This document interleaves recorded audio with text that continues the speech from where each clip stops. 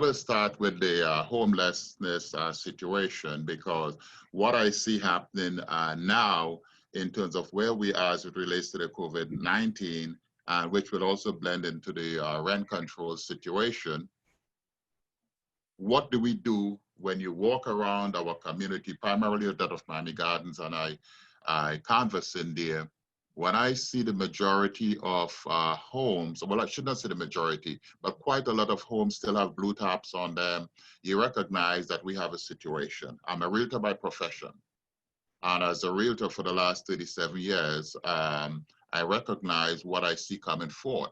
Now, a lot of people now is, yes, we need rent control, and that's quite true.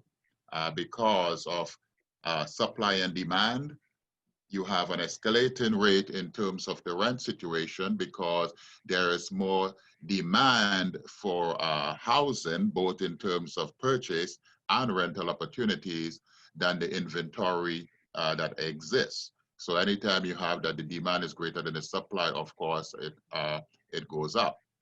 Now, one of the things that we are looking at, and you have in terms of the extension, in terms of lack of eviction and so forth, which I do support. On the other hand, the balance is there that you have landlords who is barely making it and have a responsibility to the lending institution in order to meet their responsibilities. You have, as a manager of properties, I have that same situation going on.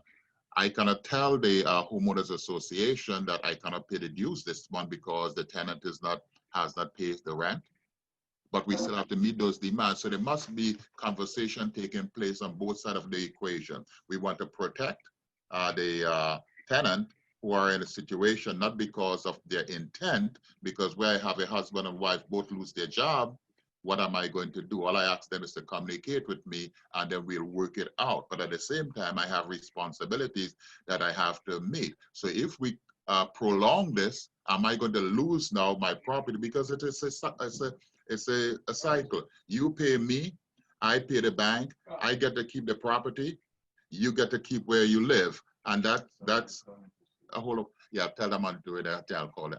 Let them stay right there. I'll wait for them. I'm sorry, I have a interview supposed to start at 6 o'clock and they're here, so I'm just letting them know that. So yeah, so we have to understand that we have to balance in terms of the landlord, because not every landlord is rich. Not every landlord have a great markup between what he collects in rent and what the responsibility is. So we have to be able to show that we balance that. So we do not want somebody losing their property as a result of a tenant who is in a situation that cannot pay the rent. So we have to be able to balance that. I must say, thankfully, this year, and if I may only say one good thing about our governor, is that from the Sandusky Fund, it's the first time, I think, in about 16 years that they have not used or reappropriate the funding from the Sandusky Fund in order to go into the other items. If you're not familiar with the Sandusky funds, which is in both, every time you transfer a property and you pay the documentary sales tax in Dade County, it's a 60 cents per hundred.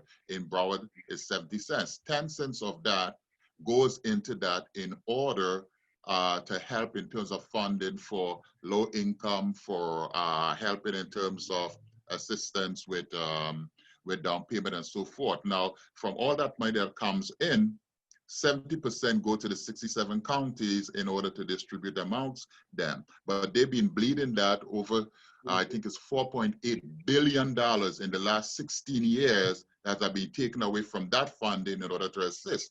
What we need to be looking at in terms of where we are with the interest rate that is low, make the monthly payments so it's cheaper to own than it is to rent. But the problem that always exists, especially for our young millennials, is that they cannot afford the down payment that is required in order to purchase. So therefore, if we can encourage our municipalities and our counties in order to come up like what they had back in the 80s when I first started the Dade County surtax, where you give forgivable loans to assist in your down payment, and if you should reside in a property for over 10 years, then you don't have to pay anything back.